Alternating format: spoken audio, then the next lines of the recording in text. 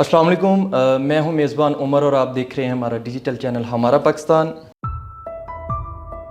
جو آج شخصیت ہمارے ساتھ موجود ہیں، آپ نے ان کو ایز اے اینکر پرسن اور جرنلسٹ تو پہلے دیکھا ہوگا، لیکن آج کی پوڈ کاسٹ کے حوالے سے جو معاملات ہم ڈسکس کرنا چاہ رہے ہیں وہ ان کی پولیٹیکل پارٹی جو ابھی جمہوری طریقے سے وہ بنانا چاہ رہے ہیں اس کے حوالے سے ڈسکس کریں گے۔ ہمارے ساتھ موجود ہے جناب اقرار الحسن صاحب۔ اقرار بھائی کیسے ہیں؟ اللہ کا احسان۔ فرسٹ آف آل، پاکستان میں اس وقت ملٹیپل جو سیاسی جماعتیں موجود ہیں، سینکڑوں کی تعداد میں الیکشنز کمیشن کی ویب سائٹ پہ موجود ہے۔ اسی دوران آپ کو سیاسی جماعت بنانے کا کدھر سے ذہن میں آیا اور آپ کی جماعت کیسے ڈیفرنٹ ہوگی؟ اچھا، یہ دیکھیں، میں بڑے ادب سے آپ سے اختلاف کروں گا، بہت احترام سے، کہ پاکستان میں سیاسی جماعتیں موجود ہیں۔ ایک آدھ کے علاوہ پاکستان میں کوئی سیاسی جماعت نہیں ہے۔ اور سیاسی جماعت کا مطلب جماعت ہوتا ہے، لوگ ہوتے ہیں، اور لوگوں کا مطلب ہوتا ہے وہ مل کے فیصلے کرتے ہیں، مشاورت سے فیصلے کیے جاتے ہیں، کوئی ایسا میکنزم ہوتا ہے کہ جہاں جمہوری طریقے سے ڈیسیژنز لیے جاتے ہیں۔ انفارچونیٹلی جو پاکستان کی لیڈنگ پولیٹیکل پارٹیز جن کو ہم سمجھتے ہیں وہ پارٹیز نہیں، وہ تو انڈیویجولز ہیں۔ یعنی نواز شریف صاحب نواز شریف ہیں، بس ان کے علاوہ پارٹی کچھ اور نہیں ہے۔ وہ جو فیصلہ کر رہے ہیں وہ بس حرف آخر ہے، نہ اس فیصلے سے پہلے وہ کسی کی مشاورت کے پابند ہیں۔ زرداری صاحب کی پارٹی میں کسی کی ضرورت ہے ان کے فیصلے کے خلاف؟ عمران خان صاحب کے مد مقابل آ کے کوئی کہہ سکتا ہے خان صاحب آپ کے اس فیصلے کو ہم نہیں مانتے؟ تو یہ انڈیویجولز ہیں، یہ خاندان ہیں، یہ شخصیات ہیں۔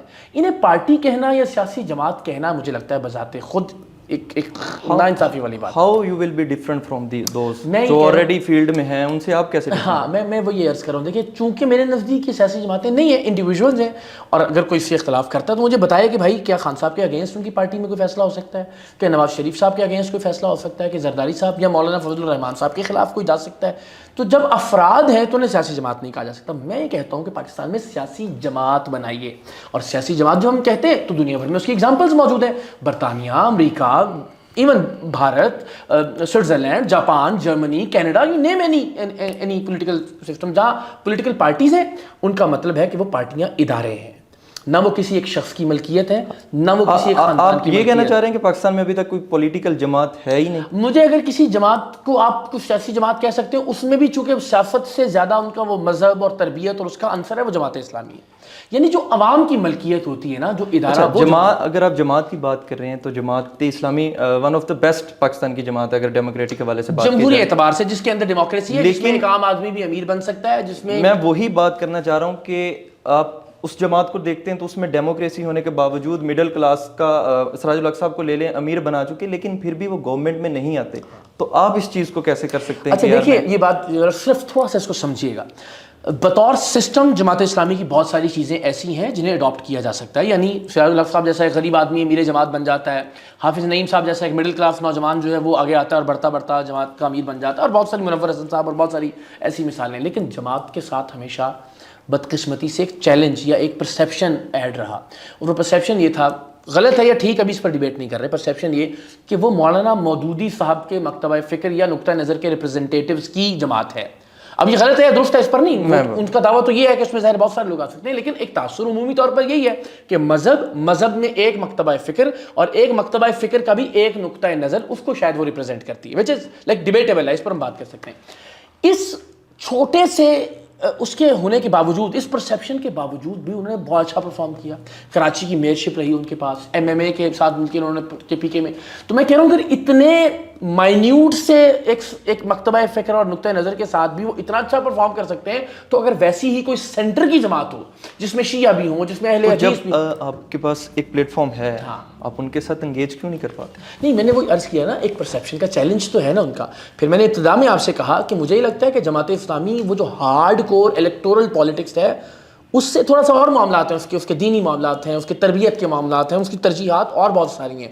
تو آپ کو ایک ہارڈ کور الیکٹورل پالیٹکس کرنے والی، اقتدار کی سیاست کرنے والی مرکزی سیاسی جماعت کی ضرورت ہے، اور اس میں کوئی حرج نہیں ہے عمر کہ ایک سے زائد ایسی جماعتیں ہوں۔ دیکھیں، ہم سارے کہیں جماعت اسلامی بہت اچھی ہے، آؤ ہم سارے جماعت اسلامی میں چلے جاتے ہیں، تو پھر وہ ڈکٹیٹرشپ کی مثال، یعنی ایک پارٹی کا مطلب تو پھر واپس آپ وہیں پہ آ کے کھڑے ہو گئے۔ تو جمہوریت میں لوگوں کے پاس آپشنز ہونے چاہیے۔ اچھا اقرار بھائی، ملٹیپل ٹائم ہم سن چکے ہیں جب سے آپ نے یہ تحریک کا آغاز کیا، آپ کا جو کور ورڈ ہے وہ ڈیموکریسی ہے۔ کہ ہم نے جمہوریت کے لیے کام کرنا ہے, ملک میں جمہوریت ہوگی, جماعت میں جمہوریت ہوگی تو ملک و قوم ترقی کرے گی. آپ کا ہمسایہ ملک ہے چائنا, مجھے نہیں لگتا کہ وہاں پہ جمہوریت ہے, جی وہ کمیونزم پہ چل رہے ہیں, اور وہ یہ بھی بتایا جا رہا ہے کہ شاید وہ آنے والے دور میں ایک سپر پاور کے طور پہ, تو ایک وہ ملک جو سپر پاور کے طور پہ جانے جانے والا ہے, تو وہاں پہ آلریڈی ڈیموکریسی نہیں ہے. تو آپ اس ملک کو صرف ڈیموکریسی کی بنیاد پہ یہ کہہ رہے ہیں کہ سب کچھ ڈیموکریسی چینج کرے گی, تو یہ سمجھ سے اچھا دیکھیے, آپ نے اندازہ یہ لگانا ہے نا کہ اول تو اس کی جو جماعت ہے اس کے اندر اٹ سیلف ایک پروسیس ہے لوگوں کے اوپر آنے کا, جو کمیونسٹ پارٹی آف چائنا ہے نا. اچھا آپ یہ طے کر لیجئے کہ دنیا بھر میں جو سسٹمز کام کر رہے ہیں ان میں سے جو اکثریت ہے وہ کس طرح کے ماڈل کی اکثریت پرفارم کر رہی ہے. وہ آپ کو اندازہ ہوگا, چاہے یورپ ہے چاہے دنیا کے بیشتر ممالک ہے, وہاں پہ جمہوریت ہے جو ڈیلیور کر رہی ہے. اکثریت کی اگر آپ بات کریں نا, آپ کے پاس روس کی مثال ہوگی, آپ کے پاس چائنا کی مثال ہوگی, ان کو نکال دیجیے, آپ کے پاس پورا یورپ ہے, آپ کے پاس برطانیہ ہے, آپ کے پاس کینیڈا ہے, آپ کے پاس سوئٹزرلینڈ ہے, آسٹریلیا ہے, نیوزی لینڈ ہے, جاپان ہے. زیادہ جگہوں پہ جمہوریت پرفارم کرتے ہوئے دکھائی دے رہی ہے ہمیں. تو مجھے لگتا ہے کہ آپ کو جمہوریت کو آپٹ کر لینا چاہیے, لیکن اگر قوم مل کر یہ فیصلہ کرتی ہے کہ ٹھیک ہے ہمیں جمہوریت کے علاوہ کوئی اور آپشن اس کی طرف جانا چاہیے, تو آپ بھلے اس کی طرف چلے جائیے, لیکن ایک کھچڑی گڑبڑ مت کیجیے کہ جمہوریت کے نام پر 78 سال سے آپ پارٹیوں میں بھی آمریت چلا رہے ہیں اور ملک کے اندر بھی آمریت چل رہی ہے. تو کم سے کم کلیئرٹی تو لیں اپنے اندر, کسی ایک پلیٹ فارم پر متحد ہو کر طے کر لیجئے کہ آپ کو کیسا سسٹم لے کر چلنا ہے. میں آپ سے درخواست کر رہا ہوں کہ بھائی آپ ایک ایسا پلیٹ فارم بنائیے جہاں سارے لوگ اکٹھے ہو جائیں, اکٹھے ہونے کے بعد مل کر مشترکہ طور پر متفقہ طور پر فیصلہ کریں کہ ان کو کیا منشور رکھنا ہے, انہیں کس طرز کا, کیا ان کو صدارتی نظام چاہیے یا ان کو پارلیمانی نظام چاہیے.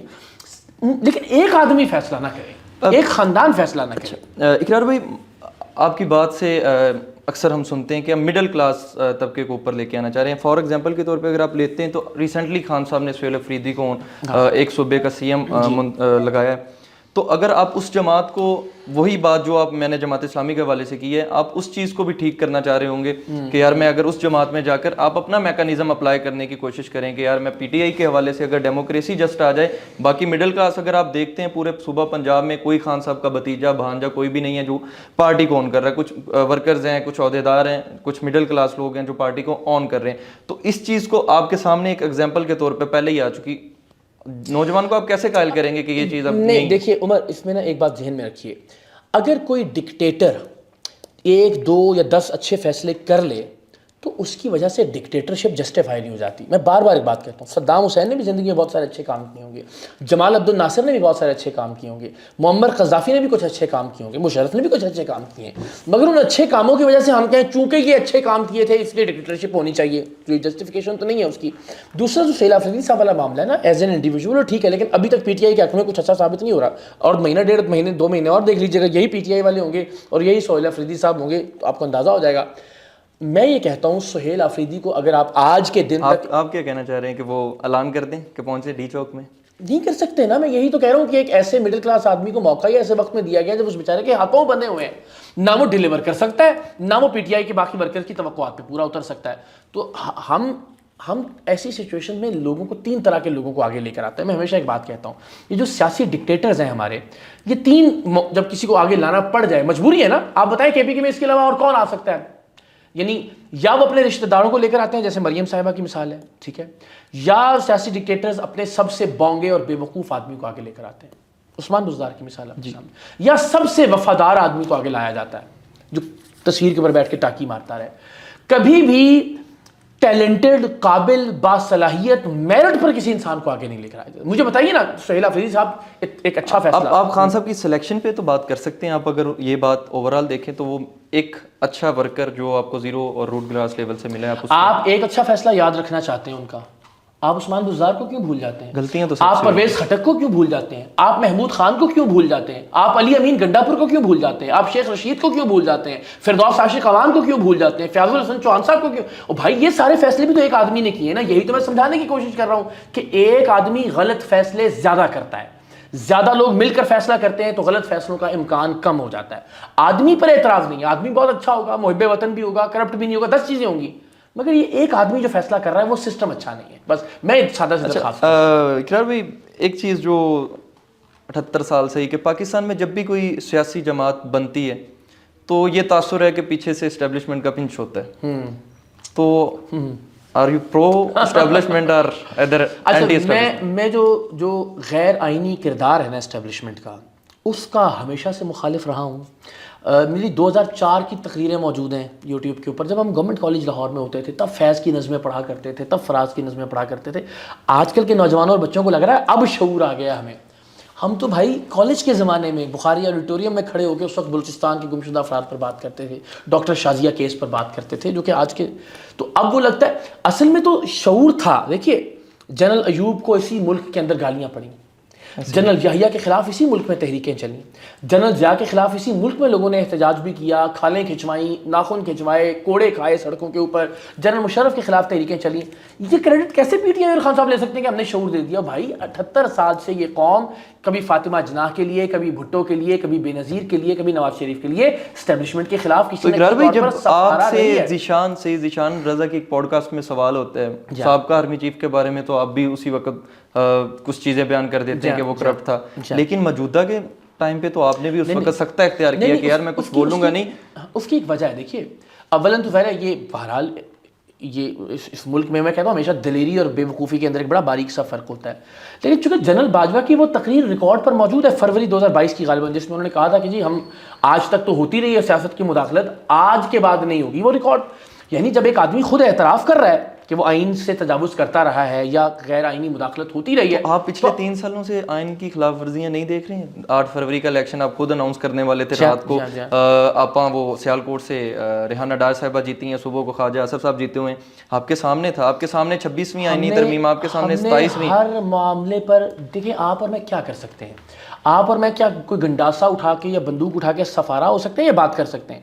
बात कर सकते हैं या उस सूरत हाल में बेहतर नज़्म ज़ब्त के साथ कोई इत्तेहाद, कोई प्लेटफॉर्म क्रिएट कर सकते हैं। जो बात करने की हद तक है, मैं आपको बड़े वसूख से कहता हूँ, चाहे 2024 का इलेक्शन हो, उसकी वीडियोस निकाल के उमर आप देख लीजिए। जितने सख्त अल्फाज में उस धांधली की मैंने मजम्मत की है, जितने सख्त अल्फाज में उस धांधली को मैंने धांधली का है, मैं आपको बड़े वसूख और यकीन से कह सकता हूँ किसी और जर्नलिस्ट ने नहीं कहा होगा। वो रिकॉर्ड पर मौजूद हैं, वो बेतहाशा बेशुमार वीडियोज़ है। जिस दिन ये रेहाना डार साहिबा वाला और आसिफ ख्वाजा आसिफ साहब वाला इलेक्शन, उससे अगले दिन उसी ट्रांसमिशन में बैठकर मैंने कहा कि इस इलेक्शन को इलेक्शन कहना बहुत बड़ी जाती है, ये इलेक्शन है ही नहीं है। ठीक है, वो तमाम तर वीडियोज़ रिकॉर्ड पर चलें। आप बात वही आप कह रहे हैं कि कुछ हम बोल सकते हैं, लिख सकते हैं। सबसे बड़ी जो हम अगर अपने मजहब के हवाले से भी देखें, जो चीज़ें सहाब और नबी करीम सल्लल्लाहु अलैहि वसल्लम के मुतल्लिक भी हम देखते हैं, इस्तिस्ना वाली ये चीज़ें आपने तो उस पर भी मुझे लगता है गालबन नहीं, मैंने बिल्कुल किया। वो वीडियो मौजूद है, वो रिकॉर्डिंग मौजूद है, बल्कि वो पॉडकास्ट है हमारे अबरार कुरैशी जो हमारे बरतानिया के जर्नलिस्ट हैं, उनका टैगलाइन है इस्तिस्ना के हवाले से मेरा बयान मौजूद। हर चीज़ देखें जो ज़मीर के मुताबिक जिस चीज़ को मैं दुरुस्त समझता हूँ, मैंने तो उस वक्त मैं फिर उसी बात पे आता हूँ कि प्रो और एंटी, क्योंकि अभी आप कह रहे हैं कि मैंने आपकी मल्टीपल ट्वीट्स देखी जिसमें आपने बाय नेम जर्नैल को मतलब ललकार रहे हैं, जो भी कह रहे हैं कि आप अपनी आईनी हदूद में रहें, बहुत सारी चीज़ें जिसमें आप मल्टीपल टाइम ट्वीट्स करते हैं डायरेक्टली नाम लेकर। मुझ जैसा बंदा उमर जिसके फॉलोअर 15,000 20,000 हैं, वो एक ट्वीट क्या एक लाइन लिखता है, वो तमीरी तनकीद के तौर पे उसको कॉल मसूल हो जाती है कि जनाब आइंदा ये चीज़ नहीं होनी चाहिए। मिलियंस में एक बंदे के फॉलोअर हैं और वो बाय नेम मेंशन करी जा रहा है डेली, फलां जर्नैल को नहीं चाहिए था ये करना, तो वो फिर तासर ठीक है कि सर आप भी उठाए नहीं जा रहे। हाँ, आप भी लॉन्चिंग प्रोडक्ट है। हमारा पता क्या मसला हो गया। आप मुझे सिर्फ ये बताएं, पीटीआई के दोस्त बेचारे इस वक्त इतने फ्रस्ट्रेशन में हैं और ज़ाहिर राइटली हैं, ज़ाहिर समझ में नहीं आ रहा कि उनको क्या करें। जो आदमी इस वक्त जेल में नहीं है ना, वो समझते हैं ये भी टाउट है कि अब तक जेल में क्यों नहीं है। ऐसा ही जो सवाल आपने भी किया। अच्छा, जो बेचारा जेल में है उसको भी टाउट समझ रहे हैं, इसलिए कि शायद इस्टेब्लिशमेंट ने उसे हीरो बनाने के लिए जेल में रखा हुआ है। ऐसा ही है ना? शाह महमूद कुरैशी साहब जैसा बेचारा आदमी भी दस्त बुर्द से जो ना वो नहीं है। फलक जावेद और सनम जावेद बेचारी जो है ना हमेशा पीटीआई के, उनके लिए भी सवालिया निशान बहुत सारे। जो मुल्क में है वो भी टाउट है कि वो मुल्क में कैसे, उसको कुछ क्यों नहीं कहा जा रहा। जो मुल्क से भाग गया उसके बारे में भी ये खदशात हैं कि इसको कैसे फैसिलिटेट किया पाकिस्तान से बाहर। तो ये मुझे लगता है इससे बाहर निकलना होगा। जब आप बहुत ज़ाती सतह पर तनकीद पर उतर आते हैं, आप उमूमी तौर पर सिस्टम की बात कीजिए। खान साहब जो कर रहे हैं ना, ये तो नाइंसाफी और ज्यादती है। परसों का ट्वीट उनका मौजूद है कि जनाब ये तो हम सिर्फ एक आदमी यानी जनरल आसिम से मुतल। भाई आपको सिस्टम से कोई आपने कभी पर्सनल किसी पे तनकीद नहीं की? ये मैं एक ट्वीट है 20/11/2024 का, आपने उसमें एक मेंशन किया hit wicket on goal suicidal hashtag Bushra Bibi, اور اس کے آگے پیچھے آپ نے ملٹیپل ٹویٹس اس میں کیا پرسنل چیز ہے مجھے بتائیے. اس میں اس کی ایک پوڈ کاسٹ میں مجھے ایگزیکٹلی یاد نہیں ہے کہ کس موقع پہ تھا یہ, شاید میرے خیال سعودی عرب والا جو انہوں نے بیان دیا تھا, ان کا کوئی توشہ خانہ کے حوالے سے آئی تھنک کوئی فیصلہ تھا. نہیں ایسا نہیں. اور یہ کچھ پوڈ کاسٹ میں بھی آپ ان کے حوالے سے بات کر چکے ہیں. سن لیجیے, اگر توشہ خانہ کے حوالے سے بھی کسی خاتون پر کوئی بات, اولاً تو میں نے نہیں کی, اور میں نے ابھی 3-4 دن پہلے یہ ٹویٹ کیا کہ خان صاحب پر یہ جو فائنینشیل کرپشن کے الزامات ہیں یہ میں درست نہیں سمجھتا. یعنی فائنینشیل کرپشن سے متعلق میں سمجھتا ہوں خان صاحب سے کچھ غلطیاں اور بے ضابطیاں ضرور نہیں, فائنینشیلی کرپٹ میں نہیں سمجھتا, اعلان میں نہیں کہا. لیکن اس میں ایسی کیا ذاتی چیز ہے مجھے بتائیے, میں اس پہ آپ پوڈ کاسٹ میں بھی ایک شاید ذیشان رضا والی پوڈ کاسٹ میں ہی, اور اس سے پہلے بھی میں غالباً بھول رہا ہوں, اس میں بھی آپ بائی نیم کافی حد تک تنقید کرنے تھے, جس پہ بھی انصافی بھائی بھی آپ پہ ٹویٹس کر رہے تھے. سی بات یہ ہے, آپ کبھی سوچ بھی سکتے کہ آپ ایک منصور علی خان صاحب کی ایک پوڈ کاسٹ میں مریم نواز کے سے کچھ سوالات ہوئے تھے توشہ خانہ کو لے کر, آپ نے آج تک اس متعلق کوئی ڈیٹیلڈ بات نہیں کی کوئی ٹویٹس میں کہ آپ کبھی بائی نیم مینشن کر سکوں کہ انہوں نے. میں یہ کہہ رہا ہوں اس میں تو بات نہیں کی نا, چلیے مجھے ایگزیکٹلی یاد نہیں پڑا, لیکن اس میں تو میں نے خان صاحب کے حق میں ٹویٹ کیا 4 دن پہلے بھائی کہ توشہ خانہ سے متعلق. تو میں سمجھتا ہوں کہ وہ مقتدر جو حلقے ہیں آپ کے مقتدر حلقے, ان کی ناراضگی کی وجہ سے یہ کیس ہے, ان کو فائنینشیل کرپشن میں سمجھتا ہوں. یہ بات تو ہم یہ تو مجھے لگتا ہے جو آپ کہہ رہے ہیں نا, جو مجھے یاد پڑتا ہے, مجھے ایگزیکٹلی یاد نہیں ہے, لیکن میرا خیال ہے جو انہوں نے کہا تھا یہ کیا اٹھا کے لے آئے ہو سعودی عرب والوں نے کہا, شاید میں نے اس سے متعلق یہ ٹویٹ کی تھی. اس میں کیا پرسنل ہے مجھے بتائیے ضرور. اگر اس سے پہلے تو ہم سنتے بھی یہی آ رہے ہیں کہ میں 90% خان صاحب کا مدعا ہوں, آج بھی گنوا دیتا ہوں میں, لیکن 90% ٹویٹس ان پہ تنقید ایسے ہی دکھتا ہے. آپ پچھلے 3-4 مہینے کا ڈیٹا اٹھا رہے ہیں نا, میں آپ سے کہہ رہا ہوں کہ اس سے پہلے سے ذرا آغاز کیجیے نا, جو پچھلے 8-10 برس میں ان سے متعلق میری رائے رہی ہے. پچھلے 3-4 مہینے میں تو بدقسمتی سے پی ٹی آئی سب سے بڑی دشمن جو ہے نا پاکستان تحریک انصاف کی اٹ سیلف اور عمران خان صاحب کی, وہ آپ کی سوشل میڈیا کی ٹیم ہے. بھائی جب آپ کسی کو ماں بہن کی گالی دیں گے, جب آپ اس کی بیویوں کی یا بچیوں کی یا بیٹیوں کی یا ماؤں کی ان کی تصویریں نکالیں گے, تو آپ یہ کیسے ایکسپیکٹ کر سکتے ہیں کہ وہ آدمی جو ہے نا, انسان ہے نا آپ اور ہم سب, یعنی مجھ سے ابھی توقع تو مت کیجیے کہ میں آسمان سے نازل ہوا کوئی فرشتہ ہوں. تو آپ الٹیمیٹلی ریئیکشن میں بہت ساری چیزیں ایسی کریں گے جو کہ جس سے اعتراض کیا جانا چاہیے. تو پچھلے 3-4 مہینے کو آپ میرا پورے 20 سال کے کریئر کا سٹانس مت سمجھیے, اور اس میں بھی 10 چیزیں میں تو آپ سے ابھی بیٹھ کے کہہ رہا ہوں. 4 دن پہلے بھائی میں نے کہا کہ میں فائنینشیلی کرپٹ نہیں سمجھتا عمران خان صاحب کو, حالانکہ ان سے متعلق 10,000 پھر آپ ان کی تحریک, ان کی رہائی کے لیے تحریک, آپ کے پاس ان کے پاس وہ چیز جس کو آپ ٹارگٹ کرنا چاہ رہے ہیں نوجوان طبقے کو, ان کے پاس آلریڈی ہے اس پلیٹ فارم پہ. آپ مجھے بتائیے کہ کیسے چلانی ہے تحریک, میں آپ کے ساتھ ہوں. میں عمران خان صاحب کی رہائی سے متعلق ہر دوسرے دن بات کرتا ہوں, چاہے وہ میرا سوشل میڈیا ہے, چاہے میرے ویلاگ ہیں, چاہے ہم انٹرویو کر رہے ہیں, چاہے اس سے پہلے کے انٹرویوز ہیں. میں پھر دہراتا ہوں, میرے نزدیک خان صاحب ایک سیاسی قیدی ہیں. میرے نزدیک خان صاحب کی کو سیاسی انتقام کا نشانہ بنایا جا رہا ہے. میرے نزدیک عمران خان صاحب کو رہا ہونا چاہیے. میرے نزدیک ان پر جو مقدمات ہیں وہ جرائم سے زیادہ ناراضگی کی وجہ سے ہیں. مجھے بتائیے کیسے تحریک چلانی چاہیے, میں آپ کے ساتھ ہوں, بتائیے. وہ تو آپ میں بھی بہت ساری مشترک چیزیں ملتی ہیں خان صاحب سے, جیسے کہ شادیوں کی ابھی آپ نے بات کی, 3 ہی خان صاحب کی ہیں, 3 ہی آپ کی ہیں ماشاءاللہ. اور دوسری چیز, ایک چیز جو بڑی مشترک ہے کہ آپ بھی فیصلے میں مجھے لگتا ہے جلدی کر جاتے ہیں, جیسے خان صاحب غالباً 14 اگست کو مینار پاکستان پہ کوئی واقعہ ہوا تھا. ہاں, تو آپ بہت جلدی فیصلہ کر کے اس عورت کے سر پہ ہاتھ. میں آج بھی سمجھتا ہوں کہ یہ اتنی بڑی بدبختی تھی پاکستان تحریک انصاف کی سوشل میڈیا کی ٹیم کی کہ انہوں نے وکٹم بلیمنگ کی. وہ ایک بچی تھی جس کو 300-400 لوگوں نے مین ہینڈل کیا, جس کے کپڑے پھاڑے گئے. وہ میں کہتا ہوں اس کی جگہ کوئی جسم فروش عورت بھی ہوتی, اگر رات کے اندھیرے میں سڑک کے کنارے پر کوئی لڑکی, کوئی عورت اپنا جسم بیچنے کے لیے بھی کھڑی ہے, کسی کو حق نہیں پہنچتا کہ وہ اس کے کپڑوں پر ہاتھ ڈالے, کسی کو حق نہیں پہنچتا کہ وہ اس کے جسم کو ہاتھ لگائے, صرف اس لیے کہ اس وقت پاکستان تحریک انصاف کی حکومت تھی پنجاب میں, عثمان بزدار صاحب وزیر اعلیٰ تھے. اس لیے کہ برڈن جو ہے کہ جی واقعہ کیسے ہو گیا, اس کو شفٹ کیا جائے ایک آدمی کو. مجھے بتائیے اس میں نے کیا غلط کیا؟ کیا ایک لڑکی جس کے کپڑے پھاڑے گئے وہ خود پہنچی تھی یا وہ کسی نے اس کو وہاں پہنچایا تھا؟ وہ اپنا وہاں میٹ اپ پلان کر رہی تھی یا اس نے اپنے فینس کو؟ کسی بھی صورت میں کسی بدبخت کو یہ اختیار کیسے دیا جا سکتا ہے کہ وہ اس کے کپڑے پھاڑے؟ اور اگر کسی نے یہ کیا تو اس بچی کے ساتھ کھڑے ہونے میں نے کیا جرم کیا؟ صرف اس لیے کہ چونکہ اس وقت یہ اسٹیبلشمنٹ فوج اور پی ٹی آئی گود میں تھے, اور کہا یہ جاتا تھا کہ چونکہ اس طرح کا واقعہ جو انڈین میڈیا اٹھائے گا, اور یہ پورے کے پورے لوگ جو اب پاکستان کو گالیاں دیتے ہوئے بدبخت باہر بیٹھ کے یوٹیوب پر ڈالرز کماتے ہیں, اس وقت انہوں نے میرے خلاف ٹرینڈ چلایا Pakistan is safe for everyone. اب بتائیں نا Pakistan is safe for everyone, اس لیے کہ فوج اسٹیبلشمنٹ پیچھے بیٹھ کے ٹرینڈ چلوا رہی تھی ان سے کہ جی پاکستان کی بدنامی ہو گئی, جو نیریٹو آج بھی لیا جاتا ہے. تو پی ٹی آئی اتنی بڑی ملزم ہے اس معاملے کے اندر, ان کی پوری سوشل میڈیا ٹیم. آپ مجھے ایک بات بتائیے کہ اس میں کیا غلطی تھی؟ ایک لڑکی کی ویڈیوز آئیں جس میں 400 لوگ اس کو چھیڑ رہے ہیں, اس پہ ہاتھ ڈال رہے ہیں, اس کے کپڑے پھاڑ رہے ہیں. میں نے اس بیٹی کے بچی کے سر پہ ہاتھ رکھا تو کیا غلط کیا اس میں؟ آپ انصاف دلوا چکے ہیں اس کو. یہ میرا کام نہیں ہے. میرا کام آواز بلند کرنا ہے بطور صحافی, بطور جرنلسٹ. میں کوئی ادارہ نہیں ہوں, میں کوئی عدالت نہیں ہوں, میں کوئی جج نہیں ہوں. میرا جو کام تھا میں نے وہ کیا. اس لڑکی سے اس کے بعد بھی کوئی غلطی سرزد ہوئی, میں نے اس کو بھی کنڈیم کیا. جب اس نے فون پر ڈیل کرنے کی بات کی کہ جتنے بھی ملزمان ہیں ان سے 5-5 لاکھ روپے لے لیتے ہیں اپنے اس کے ساتھ, میں نے اس کی بھی مذمت کی فیکٹس کی بنیاد پر. آپ ابھی تک پاکستان کی تاریخ کا سب سے بڑا بلنڈر کس کو سمجھتے ہیں؟ پاکستان کی تاریخ کا سب سے بڑا بلنڈر جس کی وجہ سے ابھی تک انسرٹینٹی ہے کہ یار یہ حالات ابھی تک استحکام کو نہیں پہنچے. مجھے لگتا ہے کہ ہم نے ابتدا سے ہی شخصیات کے گرد ساری توقعات وابستہ کر لیں. یعنی میں سمجھتا ہوں کہ قائد اعظم کے ہوتے ہوئے ہمیں سسٹم بنا لینا چاہیے تھا, کوئی ایسا نظام بنا لینا چاہیے. بلنڈر کہاں پہ تھا؟ مطلب میں نے یہی کہا کہ قائد اعظم کی موجودگی میں ہم نے کوئی نظام وضع نہیں کیا اور بہت قائد ہی کر کے چلے گئے. نہیں, قائد اعظم ظاہر اللہ ان کو ان کے درجات پروردگار دو عالم بلند کرے. انہوں نے تو ظاہر جو کر سکتے تھے اپنی زندگی میں وہ انہوں نے کیا, اس سے بڑھ کر کرنے کی کوشش کی. ہم نے ایز قوم بلنڈر یہ کیا کہ ان کی موجودگی میں کوئی نظام نہیں بنایا, ہم نے ان کی موجودگی میں کوئی سسٹم ڈیولپ نہیں کیا. ساری توقعات ہم نے صرف ان سے وابستہ رکھی اور وہ جب چلے گئے اس دنیا سے تو ظاہر آج تک ہم لڑتے پھر رہے ہیں. اقرار بھائی آپ کہہ رہے ہیں کہ جماعت ایسی بنانی ہے کہ ایک ادارہ ہے جو اپنی آئینی حدود کو کراس کر رہا ہے, اس ادارے کے متوازی ایک ادارہ ہونا چاہیے جو استحکام پیدا کرے. بات یہ ہے کہ ایک کمپیٹیٹر اپنے کمپیٹیٹر کو کیسے پھلنے پھولنے دے گا کہ یار یہ مجھے جو میرے اختیار آتے ہیں اس کو دبا دے گا جب یہ بڑا ہوگا. تو پھر بات وہیں پہ جائے گی کہ یا تو آپ کو بھی انہی کی طرف سے تھوڑا سا اس حالات میں خان صاحب کی پاپولرٹی کو کم کرنے کے لیے لانچ کیا گیا کہ یار اس چیز کو لے کے چلیں تاکہ تھوڑا سا. اچھا ایک بات تو یہ طے کر لیجئے کہ میں ہمیشہ اس بات کا قائل ہوں کہ جسے اللہ نے عزت دی ہو کسی انسان کے یہ اختیار میں نہیں ہے کہ وہ اس کی عزت کو کم کر سکے.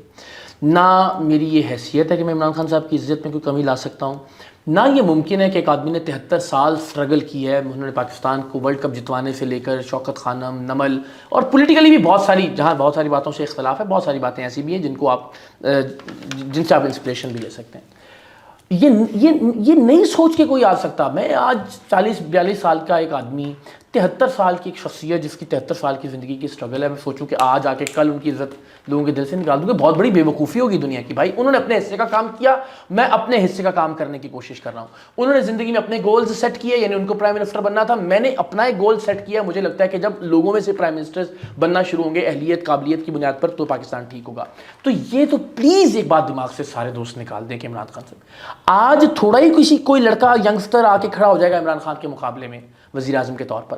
میں تو آج سے وہ سسٹم ڈیولپ کرنا شروع کرنے کی بات کر رہا ہوں. اچھا جو ظاہر ہے کچھ ہفتے لگیں گے, کچھ مہینے لگیں گے, کچھ سال لگیں گے, electables تب تک عمران خان صاحب 80 برس کے ہو جائیں گے تقریباً. پھر آپ اس دوران الیکٹیبلز کی طرف جائیں گے یا ریئلزم؟ ہرگز نہیں. دیکھیے یہ ہمارا پورا ماڈل اور نظریہ ہی جو آپ کی اب تک کی روایتی سیاست رہی ہے اس سے مختلف. آپ ریئلزم کی طرف جانا چاہ رہے ہیں؟ ایسا ہی ہے, اس کے بغیر چارہ نہیں ہے. آپ کے پاس موجودہ مثالیں ہیں. جماعت اسلامی ریئلزم کی طرف گئی, بہت ساری یوتھ ان کے ساتھ, ایون کہ عمران خان صاحب اسی نظریے کو لے کے آئے, اسی منشور کو لے کے آئے ریئلزم کو کہ میں یوتھ کو لے کے آؤں گا. نہیں لائے نا, آپ دیکھ لیں اسٹرگل میں چل گئے, اللہ نے جب موقع دیا آ نہیں خورشید کو لے آئے. میں آپ کو وہی پچھلے سوال کے ساتھ ریلیٹ کروں گا کہ وہی متوازی کمپیٹیٹر آپ کو اس سمت میں جانے دیں گے کہ جہاں آپ ریئلزم. چلے مجھے یوں کہہ لینے دیجیے, یہ آپ کی بھی اس سے حوصلہ افزائی ہوگی کہ اتنے برسوں کے بعد ہم نے 2024 کا ایک الیکشن دیکھا, ٹھیک ہے, وہ ہائی جیک ہوا, بدترین دھاندلی ہوئی, لیکن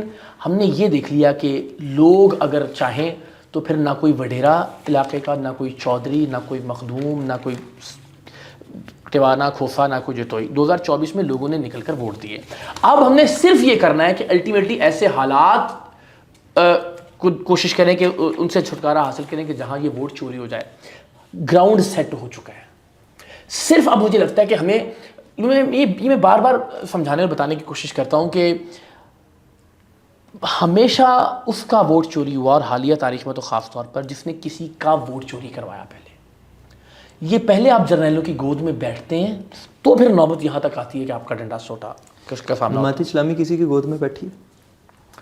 دیکھیں نا, ایم ایم اے کی حکومت لینا بہرحال ایک سوالیہ نشان تو تھا نا جب جنرل مشرف کے دور میں. اب کی بات کر لیں, ابھی ریسنٹلی بات کر لیں. نہیں میں وہی تو کہہ رہا ہوں, حالیہ تاریخ میں جب میئر کے الیکشن میں بھی سب کچھ ان کا, میں وہی آپ سے عرض کر رہا ہوں نا کہ یہ آپ جب اس سسٹم کا حصہ بن جاتے ہیں تو پھر الٹیمیٹلی کبھی آپ کے حق میں فیصلہ ہوتا ہے, کبھی آپ کے خلاف فیصلہ ہوتا ہے.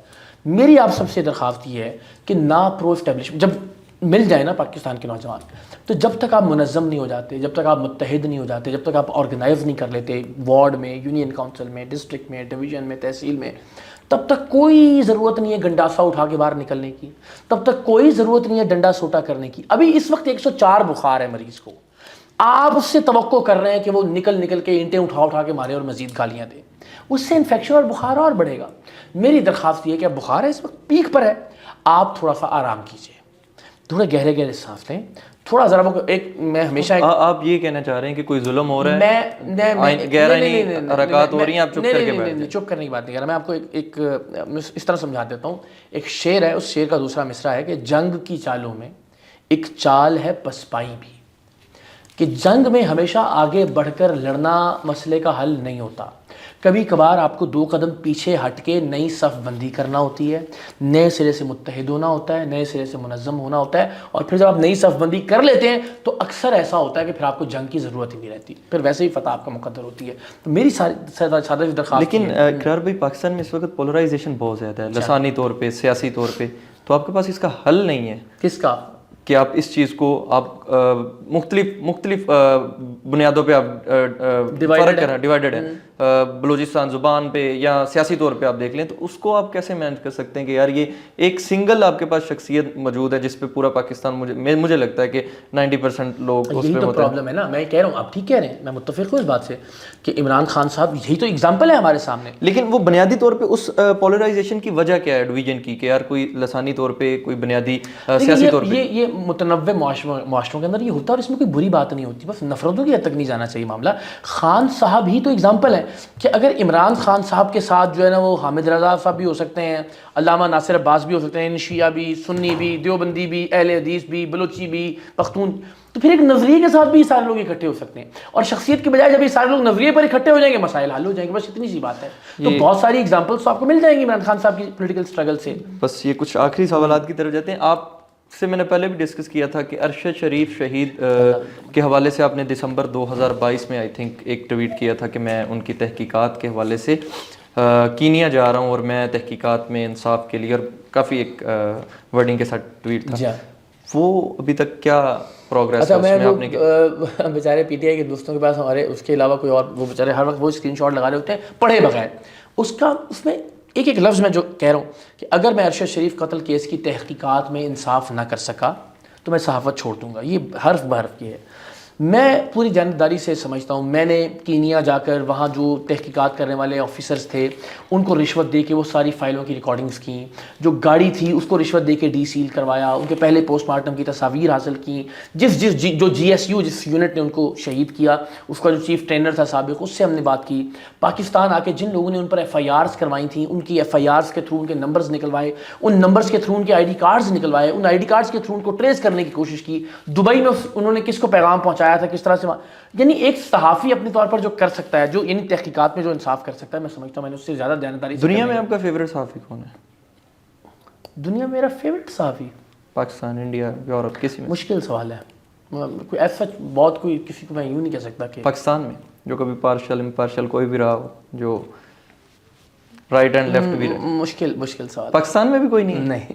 لائک کس کو کرتے ہیں اس حوالے سے؟ نہیں لائک کسی, مجھے لگتا ہے کہ بہرحال خامیاں اور کوتاہیاں تو ہیں, اور وہی بات کہ میں کسی جو ہر دور میں مشکل سوال. ہاں میں یہ ضرور سمجھتا ہوں, 3 نام میں لے سکتا ہوں, چلیے مجھ سے اگر آپ کہیے تو میں سمجھتا ہوں کہ کاشف عباسی صاحب نے اپنا اعتدال بہرحال بہت سارے حالات میں برقرار رکھا. میں وسیم برہمی کا مداح ہوں, اس لیے نہیں کہ میرا دوست ہے, جنرلی آپ آج اور میں بڑی گارنٹی سے آپ یہ نہیں کہہ سکتے کہ وہ آپ پیپلز پارٹی کی طرف ہیں, نون لیگ کی طرف ہیں, پی ٹی آئی کی طرف ہیں, یعنی ایک بیلنس اور اعتدال بہرحال انہوں نے قائم رکھا. اور حامد میر صاحب کو میں سمجھتا ہوں بہت سارے لوگ ان سے بہت اختلاف کرتے ہیں, لیکن میں ذاتی اور بہت ساری چیزوں سے مجھے بھی لگتا ہے کہ وہ ذرا تھوڑا سا زیادہ کر جاتے ہیں, لیکن بطور مجموعی بہرحال ان کے پاس ان سے بھی سیکھنے کی بہت ساری چیزیں ہیں. اقرار بھی لاسٹ پہ آپ بھی وہی ایک منشور لے کے آ رہے ہیں جو خان صاحب لے کے آ رہے تھے. آپ 5 سال بعد 10 سال بعد خود کو کہاں دیکھ رہے ہیں؟ میں نے بار بار بات وہی کی کہ جب بھی کوئی کمپیٹیٹر کسی دوسرے کمپیٹیٹر کو بڑھتا دیکھتا ہے تو وہ نہیں چاہتا, اور پھر ایسا کمپیٹیٹر جس کے پاس اختیارات ہوں تو وہ کبھی بھی اس کو نا صرف سمجھنے کی کوشش کیجیے. آخری بات اس کو کلوز کرتے ہیں. آپ صرف آج کے پرسپیکٹیو میں چیزوں کو دیکھ رہے ہیں. میں آپ سے یہ کہہ رہا ہوں کہ جنرل ایوب کے بعد بھی ایک پولیٹیکل سپیس پیدا ہوئی, جنرل یحییٰ کے بعد بھی ایک پولیٹیکل سپیس پیدا ہوئی, جنرل ضیاء کے بعد بھی ایک پولیٹیکل سپیس پیدا ہوئی, مشرف کے بعد بھی 2013 ان آنورڈ ایک پولیٹیکل سپیس پیدا ہوئی. اس دور کے بعد بھی ایک پولیٹیکل سپیس پیدا ہوگی. ممکن ہے اگلے 2 مہینے میں, ممکن ہے اگلے 2 سال میں, اور ممکن ہے اگلے زیادہ 5 سال میں, ورسٹ کیس سینیریو کے اندر. آپ اس پولیٹیکل سپیس کے لیے اب سے تیاری کرنا شروع کریں. پاکستان کے نوجوان, میں خود کو 5 سال بعد کہیں نہیں دیکھتا. میں پاکستان کے نوجوانوں کو یہ دیکھتا ہوں کہ وہ ایک ایسی جماعت بنا چکے ہوں جو دنیا بھر کی پولیٹیکل پارٹیز کی طرح, دنیا بھر کی سیاسی جماعتوں کی طرح جمہوری ہو, جس میں انٹرنل الیکشنز ہوں, جس میں آپ جیسے نوجوان پارٹی کے سربراہ بنے کچھ عرصے کے لیے, اس کے بعد نئی قیادت آئے اور اس طرح سے نیا خون شامل ہوتا رہے پارٹیوں کے اندر. 5 سال بعد ایک ایسی آپ بہت کہنا کہ یہ کچھ بھی نہیں تبدیل ہوگا تو 5 سال ایسے ہی رہے گا, اس کی تیاری پاکستان کے نوجوانوں. 5 برس بعد 80 برس کے ہوں گے عمران خان صاحب, وہ جیل میں رہیں, جیل سے باہر آ جائیں, ایک بار اور وزیر اعظم بن جائیں, کسی بھی سینیریو میں اگلے 3 4 5 سال میں اس ملک کو آپ نوجوانوں کی ضرورت پڑنے والی ہے. نہ یہ آج عمران خان کے خلاف ہے, نہ یہ تحریک آج عمران خان کے حق میں ہے. یہ تحریک مستقبل کے لیے ہے, پاکستان کے نوجوانوں کو منظم کرنے کے لیے ہے. یہ خدا کا واسطہ یہ احساس دلانے کے لیے ہے کہ شخصیات اور خاندانوں سے نکل آئیں. چلو ابھی جس کو پسند کرتے ہو کرتے رہو, جس سے محبت کرتے ہیں ضرور کریں, جس کی رہائی کی تحریک چلانی ہے میں آپ کے ساتھ تحریک چلانے کے لیے تیار ہوں. لیکن 3 4 5 برس بعد اس قوم کا مستقبل کن کے ہاتھوں میں ہوگا. جاتے جاتے صرف 2 ریپڈ کویسچن کے, مریم نواز شریف کی کارکردگی سے مطمئن ہیں؟ اچھا, اب کچھ عرصے پہلے تک جب انٹرویوز میں پوچھا گیا تو میں نے کہا تھا بتائیں گے, لیکن ابھی 50-50 تک تو ہے یہ معاملہ. یعنی میں چونکہ اب سفر کر رہا ہوں تحریک کے سلسلے میں, پورے پنجاب میں ہر شہر میں جانا ہو رہا ہے, بورے والا بہاڑی ایوری ویئر, تو گراؤنڈ پہ آپ کو صفائی ستھرائی کرنے والے لوگ نظر آتے ہیں, صفائی ستھرائی ہو رہی ہے. اچھا مثلا اب انہوں نے جو بورڈ لگا دیے ہیں ایک ہی طرز والے, وہ بہت ہی عجیب کام ہے. وہ ایک ہی 500 روپے والے پینا فلیکس پہ وہ بیچارے ابھی اکھڑ بھی گئے ہیں. تو کچھ چیزیں ٹھیک کرنے کی کوشش بھی ہو رہی ہے, کچھ چیزیں ذرا کاسمیٹکس ہیں وہ. تو بطور مجموعی مجھے لگتا ہے کہ آپ اس کو 50-50 کا معاملہ کہہ سکتے ہیں. لاسٹ پہ پی ٹی آئی سوشل میڈیا کے لیے کوئی سجیشن اور اوور آل سجیشن کہ کس طرح یہ جو معاملات ہیں اس سے نکل سکتے ہیں؟ بڑی دیانتداری سے آپ کو یہ بتاؤں, پی ٹی آئی نے خان صاحب کا جتنا اور پی ٹی آئی کا جتنا نقصان کیا ہے نا, آپ پی ٹی آئی کے سوشل میڈیا نے, اس کی کوئی مثال نہیں ملتی. آپ مجھے بیٹھ کے کہیں تیری ماں ہوں تیری بہن ہوں اور یہ کام آپ مجھے قائل کرنے کی کوشش کریں, میں زندگی بھر قائل نہیں ہوں گا. میں اور ریئیکشن میں کہوں گا جناب آپ کے لیڈر کا بھی یہ معاملہ تھا اور آپ کے لیڈر کا بھی. آپ مجھے بیٹھ کے اس طرح سے کہیں گے یار اقرار بھائی یہ بھی تو دیکھیں نا. آپ کسی کو میڈم سر بھائی آپ کہہ کے مخاطب کریں گے, خدا کی قسم 10,000 گنا امکان بڑھ جائے گا کہ وہ آپ کی بات پہ قائل ہو جائے. آپ کسی کو گالی دیں گے تو الٹیمیٹلی آپ اپنے بہت سارے جو ہمدرد بھی ہیں ان کو بھی کھو دیں گے. تو مجھے یہ لگتا ہے کہ وہ ایک ایسا, یعنی خان صاحب کے جیل سے باہر آنے میں میرے نزدیک جو سب سے بڑی چیز اس وقت رکاوٹ ہے وہ پی ٹی آئی کا سوشل میڈیا ہے. اس لیے کہ خان صاحب کو خود بھی اس بات کا ادراک ہے. دیکھیں یہ دانش مندی تو نہیں ہے, ایک لیڈر جیل میں رہ کے قوم یا ملک کا کیا فائدہ کر رہا ہے فی الحال. اس سے کہیں زیادہ بہتر ہو کہ وہ باہر آئیں اور جتنی اسپیس ملے اس کے اندر اپنا کنٹریبیوشن کرنے کی کوشش کریں. لیکن خان صاحب کو بھی اندازہ ہوگا کہ باہر نکلنے کا مطلب ہے کہ یہی سوشل میڈیا جو ہے وہ تانے مار مار کے مار دے گا کہ جناب ڈیل کر کے خان صاحب باہر آ گئے. تو سوشل میڈیا کا بت اتنا بڑا جن بنا دیا پاکستان تحریک انصاف نے بدقسمتی سے کہ اب وہ خود اس جن کے ہاتھوں یرغمال بن چکی ہے, پی ٹی آئی بھی اور عمران خان صاحب بھی. میں پوری دیانتداری سے سمجھتا ہوں کہ عمران خان صاحب کے جیل میں رہنے سے نہ پی ٹی آئی کا کوئی فائدہ ہو رہا ہے نہ عمران خان صاحب کا کوئی. بھائی بھٹو پھانسی لگ گیا اس ملک کے اندر, جمہوریت کا کوئی فائدہ ہوا اس ملک میں؟ یہ بے وقوفی اور دلیری میں ہمیشہ کہتا ہوں دلیری صرف تب تک جب تک آپ کی ذات کی حد تک ہو. لیکن اگر آپ کی ذات سے آپ کے فیصلے سے پوری قوم کا مستقبل جڑ جائے پھر دلیری ڈیل کر لیں, پھر دانش مندی سے فیصلہ ڈیل کر کے آ جائیں. ڈیل کا لفظ پھر وہی بات ہے نا, وہ یہ سوشل میڈیا میں مسئلہ یہ ہے کہ بھائی مصلحت کے ساتھ آئیں, مفاہمت کے ساتھ آئیں, یہ لفظ بھی تو استعمال کیا جا سکتا ہے. آپ جیل میں رہ کے کیا سرو کر رہے ہیں؟ آپ کا پاکستان تحریک انصاف کا انقلاب سے شروع ہوا تھا معاملہ, اب جا کے آ گیا پاکستان تحریک انصاف کے لیڈر کی رہائی تک. اب رہائی بھی بھول گئے ہیں, اب کہتے ہیں ملاقات کروا دو. ملاقات بھی بھول جائیں گے اگلے کچھ دن میں, اب کہیں گے جیل شفٹ نہ کرو اللہ کا واسطہ ہے بس. تو کیا فائدہ آپ پاکستان تحریک انصاف کا کیا فائدہ کر رہے ہیں آپ؟ اور جس شعور کی آپ بات کر رہے ہیں جی جگا دیا شعور، میں کہہ رہا ہوں بھائیو یہ ایوب کے بات تو وہی ہے کہ مجھے بات سے یاد آ گئی، محمود خان اچکزئی صاحب بھی کل کہہ رہے تھے کہ یار ایک بندہ میرے کپڑے اتار کے لے گیا، وہ کہہ رہا میں کپڑے نہیں واپس دوں گا، میں سے صلح کر لو. تو آپ پورا الیکشن اس کا لوٹ کے لے گئے ہیں ود آؤٹ آپ اس کو گیونگ کہ یار اپنی سیٹس واپس لے لیں، آپ کہہ رہے ہیں مفاہمت کر لیں. کوئی اوپر سے کس بات پہ مفاہمت آپ بتا دیں. میں مفاہمت کی میں کہہ رہا ہوں کیا کوئی اوپر سے اترے گا اس بات کو ان کو بتانے کے لیے؟ آپ کو بات ہی کرنی پڑے گی نا. کس چیز پہ کریں گے بات؟ بھائی یہی بات کریں نا پہلے کہ ہمارے کپڑے واپس کریں. تو اسی پہ نہیں کر رہے بات، وہ کہاں پہ جائیں پھر؟ کون نہیں بات کر رہا ابھی؟ وہ سب سے پہلے اب آپ پہلے یہ طے کر لیں کہ عمران خان بات نہیں کر رہی ہے، اسٹیبلشمنٹ بات نہیں کر رہی، نیکسٹ پرسن بات نہیں کر رہا. چلیں یہ تو آپ نے میڈیا کا مقدمہ خراب کر دیا سارا. وہ تو کہہ رہے ہیں خان ڈٹا ہوا ہے، خان بات نہیں کر رہا. میرا پھر بھی دیکھیں تانے مارنے کا موقع سب کو ملے گا، ٹھیک ہے. میں پھر یہ سمجھتا ہوں کہ دانشمندی سے، دلیری سے، یہاں دلیری کی ضرورت نہیں ہے، دلیری آپ کی ذات تک ہے. اب پوری قوم کا انسرٹینٹی ہے، کہیں آپ کو بات کرنی چاہیے، بات کرنے کی کوشش کرنی چاہیے اور اپنے لیے پولیٹیکل سپیس پیدا کرنی چاہیے. میں دیانتداری سے سمجھتا ہوں اس کو بالکل ڈیل کا نام مت دیجیے، اس کو مفاہمت کی بات کیجیے، اس کو مصالحت کا نام دیجیے، اس کو گفتگو اور بات چیت اور مذاکرات کا نام دیجیے، اور میرا خیال ہے یہ معاملہ آگے بڑھنا چاہیے. اس طرح سے نہ میں نے آپ سے کہا نا کہ بھٹو جیسا آدمی پھانسی چڑھنے کے بعد بھی کیا اس ملک میں جمہوریت کے لیے کوئی خدمت ہو گئی؟ نہیں ہوا نا، انفارچونیٹلی یہاں پہ بھی نہیں ہوگا. یہ اس خلا اور خوض سے نکلے، قوم کو جگا دیا ہے، شعور آ گیا. یہ 78 سال سے یہ فیزز آ رہے ہیں قوم کے اوپر. ایوب کے خلاف بھی نعرے لگاتے تھے، یا کے خلاف بھی، کوئی بڑی بات نہیں ہے. ہم کھو دیں گے ایک اور اپارچونیٹی. ہمارے پاس ایک موقع ہے کہ ہم یہاں سے جہاں پہ لوگوں کا یہ شعور ہے اس کو لاجیکلی، منطقی طور پر پریکٹیکلی کنورٹ کریں. آپ ہی پھر لاسٹ پہ میاں صاحب سے ریکویسٹ کر دیں قوم کے. تو پھر بات وہی ہے، خان بھی تو اپنی بات پہ سچا ہے. جب وہ کہتا ہے کہ میں اسٹیبلشمنٹ سے مذاکرات کروں گا، پھر آپ کہتے ہیں کہ یار یہ دیکھیں دوبارہ ان کی گود میں بیٹھنے کی تیاری کر رہا ہے. جب ہم آپ سے کہتے ہیں کہ میاں صاحب کو بولیں اسٹیبلشمنٹ سے بات میاں اچھا اس میں میں ویسے اس میں ایک پوری دیانتداری سے سمجھتا ہوں اس وقت تو ان کے میاں صاحب کے ان کے اختیار میں کچھ نہیں ہے، لیکن میں یہ ضرور سمجھتا ہوں کہ P T I, Peoples Party بھی، نون لیگ بھی، چونکہ اسٹیبلشمنٹ کی ڈسی ہوئی تو ہے نا، اگر P T I, Peoples Party اور نون لیگ اس وقت کسی ایک پلیٹ فارم پر بیٹھ کر آپس میں کسی ایک نقطے پر متفق ہو جائیں، آپ یقین کیجئے آنے والی کئی دہائیوں تک کیوں نہ وہ تیسرا چوتھا برج اقرار الحسن، آپ خود کیوں یہ انیشیٹو نہیں لے لیتے؟ سب کو بٹھا دیں، مساق جمہوریت کروا دیں تاریخ میں. مجھے اللہ کرے میری کبھی کوئی ایسی حیثیت بن سکے تو میں ضرور کوشش تو کر سکتے ہیں. میری بڑی خواہش ہے. میں اس کے لیے کوئی کچھ کریٹ تو کیجیے، کوئی پلیٹ فارم تو ہونا میرے پاس جس کی بنیاد پر بات کروں.